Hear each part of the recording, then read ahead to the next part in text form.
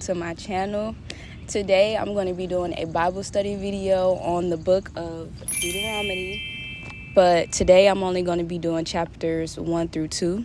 If you're not familiar with the book of Deuteronomy, it is the 5th book of the Old Testament and it's the 4th book of Moses. It is a continuation of Exodus, Leviticus, and Numbers.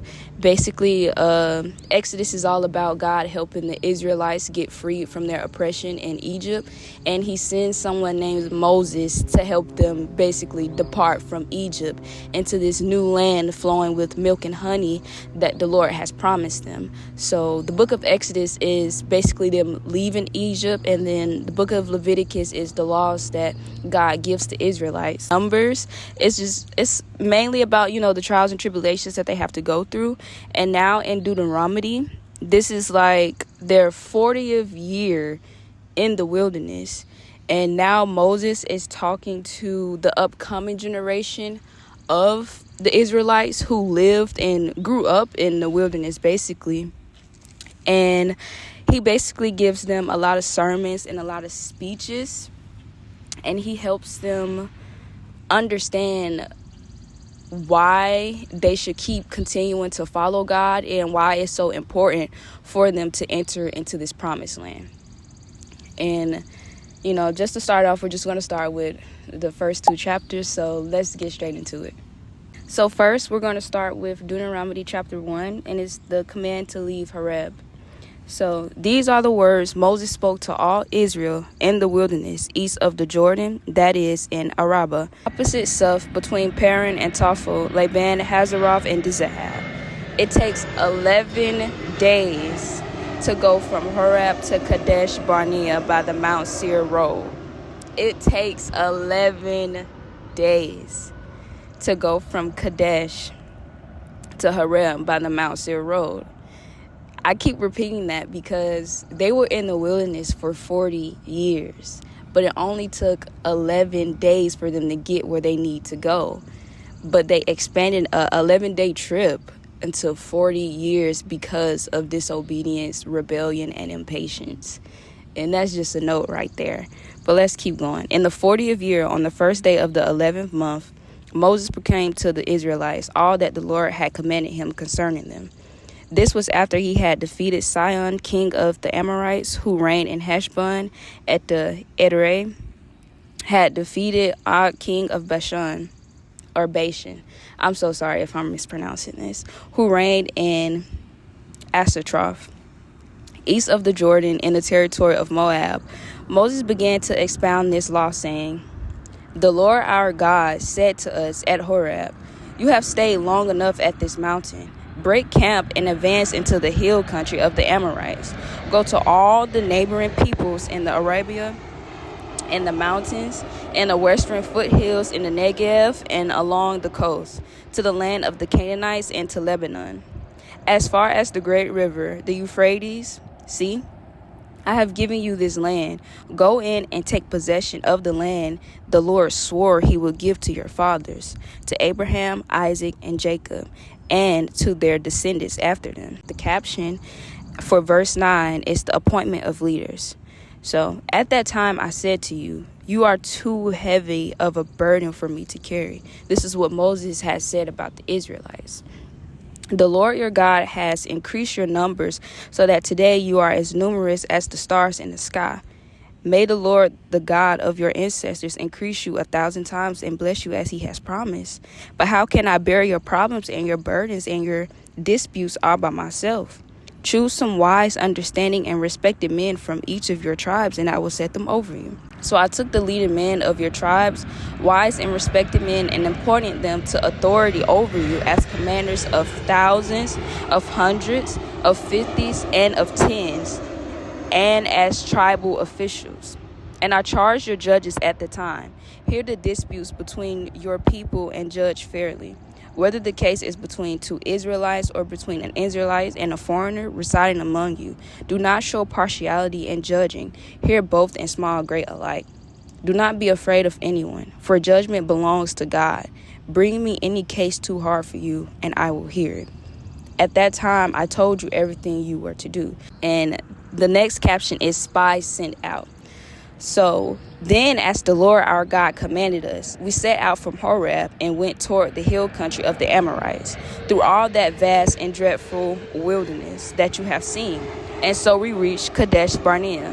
Then I said to you, you have reached the hill country of the Amorites, which the Lord our God is giving us. See, the Lord your God has given you the land, and go up and take possession of it, as the Lord the God of your ancestors told you. Do not be afraid, do not be discouraged.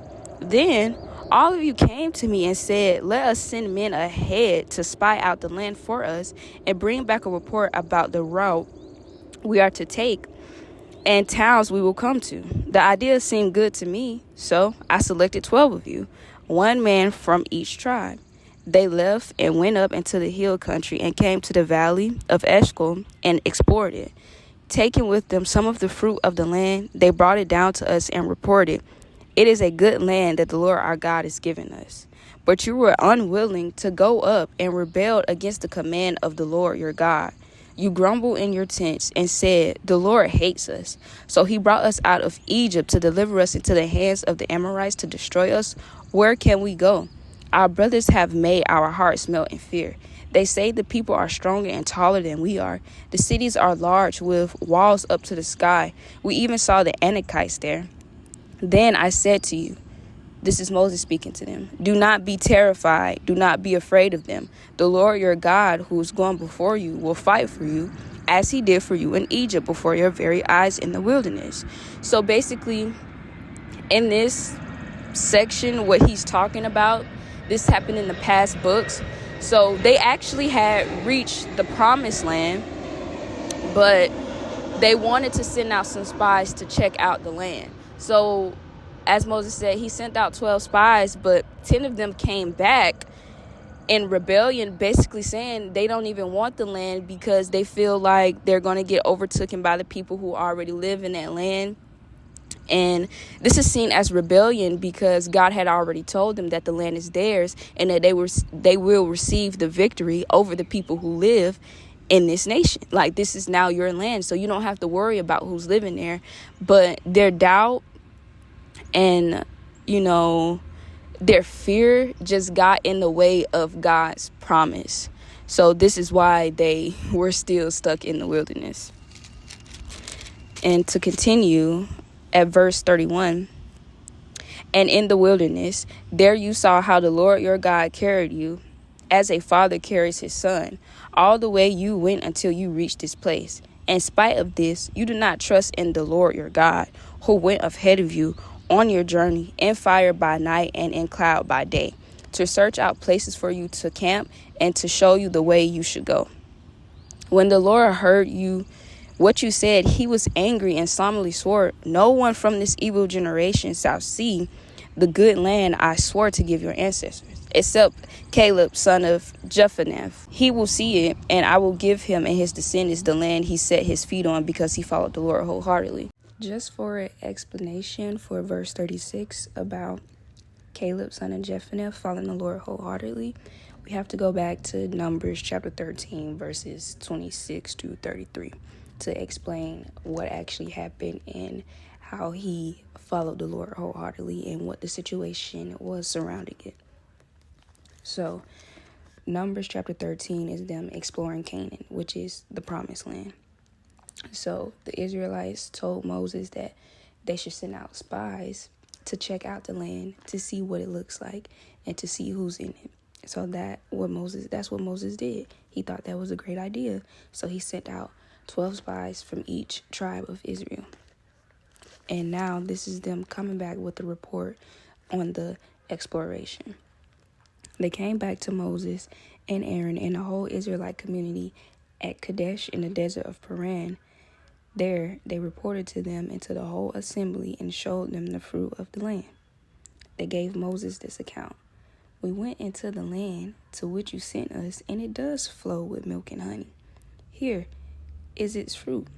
But the people who live there are powerful, and the cities are fortified and very large. We even saw descendants of Anak there. The Amalekites live in the Negev, the Hittites, the Jebusites, and the Amorites live in the hill country, and the Canaanites live near the sea and along the Jordan.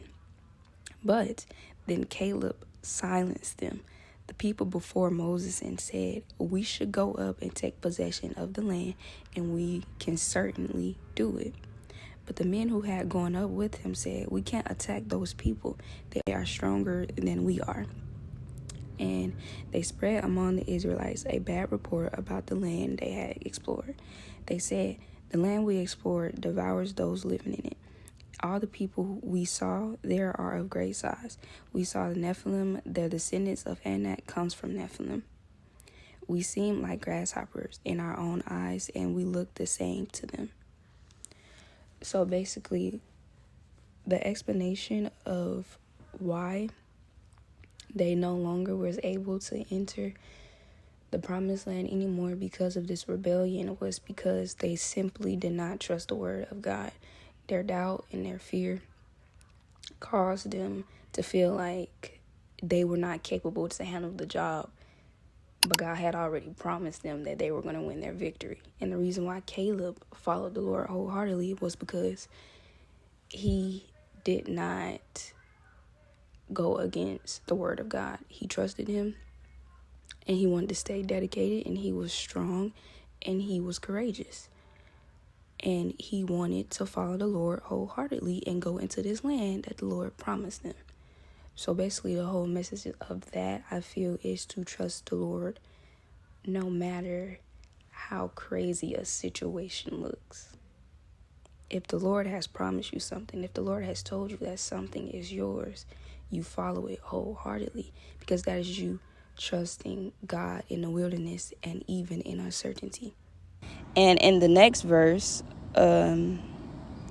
this is Moses speaking to the Israelites. This is verse 37. "Because of you, the Lord became angry at me and said, 'You should not enter it either. But your assistant Joshua, son of Nun, will enter it. Encourage him, because he will lead Israel to inherit it. And the little ones that you said will be taken captive, your children who do not yet know good from bad, they will enter the land. I will give it to them, and they will take possession of it. But as for you, turn around and set out toward the desert along the route towards the Red Sea.'" So basically with this, God told Moses that he could no longer enter into the promised land. Like I said, if you're not familiar with this story at all, basically, like I said in the beginning, Moses was the one who God chose, ordained to lead the Israelites out of Egypt into the promised land. But some things had happened within their journey, and Moses had a moment where he disobeyed God in anger.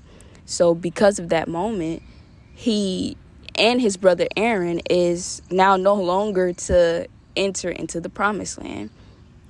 And it's because of, his anger. He struck a rock, but God told him to speak to it. Basically, the circumstances of that was the Israelites, they were complaining, they were very thirsty. And God told Moses, okay, tell them that they will be able to drink from this rock, and you will talk to the rock and water will flow from it. But Moses became very angry and impatient with the Israelites because of their doubt and because of their lack of faith. He just got irritated with them, and he struck the rock instead of speaking to it. And it just misled what God wanted to show the Israelites. So because of that, Moses is now no longer to enter into the promised land. And that is what he means when he says, "Because of you, the Lord became angry with me also and said, 'You shall not enter it either.'" Okay, now back to verse 38. "But your assistant Joshua, son of Nun, will enter it. Encourage him, because he will lead Israel to inherit it. And the little ones that you said will be taken captive, your children who do not yet know good from bad, they will enter the land. I will give it to them, and they will take possession of it. But as for you, turn around and set out toward the desert along the route toward the Red Sea."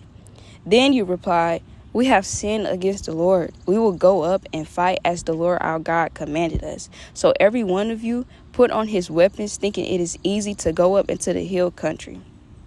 So basically what he's saying, the Israelites realized after Moses was no longer able to enter into the promised land, they realized them rebelling into not going into the promised land because of their fear was sinful.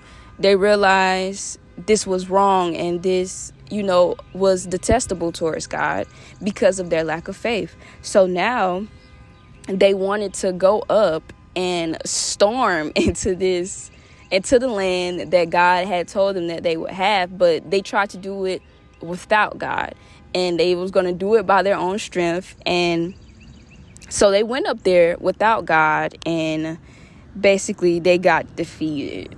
Yeah, because they wanted to start a war. They wanted to win a victory without God. Well, they didn't want to do it without God, but they felt so bad for what they did. They wanted to basically make it up to God, but they didn't realize that them doing it that way was not God's plan or not God's purpose for them. So them doing that too was also disobedience, because they were trying to take things into the matter of their own hands. And that's why I think it's so important for us to just listen to God and just follow his perfect will for us, instead of trying to take things into our own account, because it's always just going to end up disastrous, if that's the right word. It's going to be it ain't gonna go right. It ain't gonna go right if you try to put things into your own matters and you don't take into account with God. If you don't pray about it, if you don't go to God about it, and you try to do it your own way, it is not going to end up well. You do not want to be outside of God's will, because that's just not, it's not in harmony. It's not the best of the best, because we know that God's will is the best of the best. So, us trying to do things by our own strength. Come on now. When does that ever work out? It don't. But let's continue. So, verse 41, then you replied, we have sinned against the Lord. We will go up and fight as the Lord our God commanded us. So every one of you put on his weapons, thinking it's easy for us to go up into the hill country. But the Lord said to me, tell them, do not go up and fight, because I will not be with you. You will be defeated by your enemies. This is why it is important to listen to God when he's trying to rebuke you from doing something. Even if it's your desire, if it is not God's will, do not continue to try to do it. So back to verse 43. So I told you, but you would not listen. You rebelled against the Lord's command, and in your arrogance you marched up into the hill country. The Amorites who live in those hills came out against you. They chased you down like a swarm of bees and beat you down from Seir all the way up to Hormah. My thing is, why did Moses have... I feel like that's so funny. I don't care. I feel like the Bible has such a sense of humor. People in the Bible have such a sense of humor. I feel like you have to know that our God is a funny God. He has quite a sense of humor. The way that Moses said they chased you like a swarm of bees is so hilarious. But let's continue. But he paid no attention to your weeping, and he turned a deaf ear to you. So you stayed in Kadesh many days, all the time you spent there. So that is the end of chapter 1 of Deuteronomy. I actually have some Bible study notes that I will share with you all.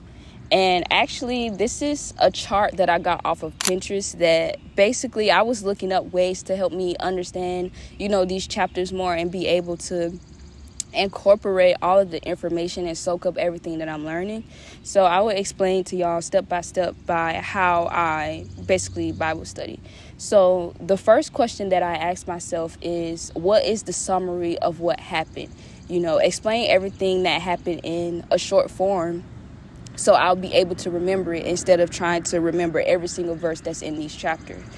So then after I do that, I take, what have I interpreted from this chapter? And then I go to, what is the message of God? And then I go to, what did I learn? And then I go to, so how can I apply this to my life? And now I will go over the answers as to what I said. So for the summary of what happened, I basically said Moses explains to the Israelites how disrespectful and sinful they were to God.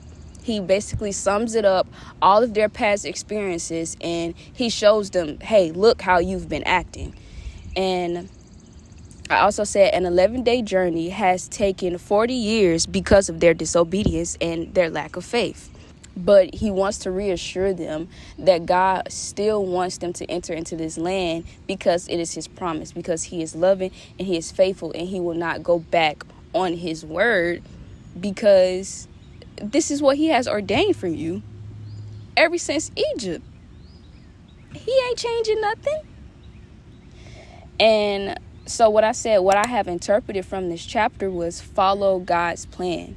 He has a purpose for you, and it's a great one. He won't forsake you or set you up for trouble. That isn't his character. It's for our own good to be obedient and faithful to God, because it's helpful to us so we can reach greatness, fulfillment, and joyfulness and prosperity.